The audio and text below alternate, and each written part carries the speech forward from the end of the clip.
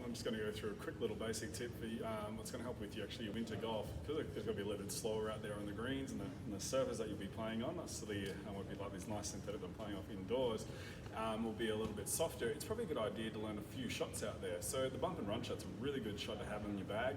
Just get the ball on the ground as quick as you can, rolling up to that hole, and hopefully holding it, getting closer and holding those few more putts. So when we want to hit the bump and run, because the wrists work in different angles, all right? So the left wrist will work up and down and side to side, and obviously the right wrist you want to be trying to work it back and front. Now, when we hit the bump and run shot, we actually want to be making more of a hinging motion with the wrist rather than a cocking motion with the wrist, okay? Now, when we're hitting the loft shots or like the wedge shot over the bunkers, we want to add a little bit more hinge through the left wrist. This will keep the face open and add a lot of loft and expose the bounce. But when we're trying to get the ball on a bump and run sort of a shot like this, we just want to make sure we're really actually just hinging the wrist back and forth, not up and down. Because if we start doing that, then the strike of the shot, and you'll actually be adding loft, which is what we really don't want with this shot. We want to get the ball on the ground as quick as we can, tracking up towards that hole. So just in the setup side of things, nice and close to the ball, handle nice and high, and then from there, once you grab your grip, you notice I'm gripping fairly a long way down on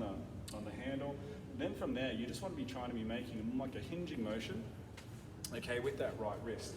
All right, so nice and close, tracking up towards that hole, nice little bump and run.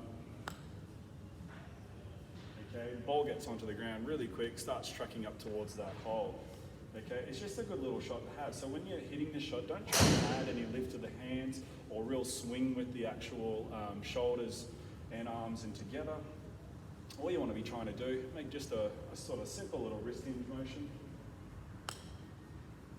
Okay, and pop that ball down towards that hole and get it tracking onto the green as quick as you can.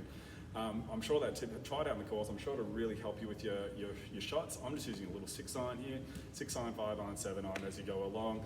Depending how close you are to the green, that'll be depending on the loft that you'll be using. So if the fringe is fairly close, 5-iron, 6-irons are probably the way to go, and then just work out as you go back, you're adding a bit more loft. Give that a go, I'm sure it'll help.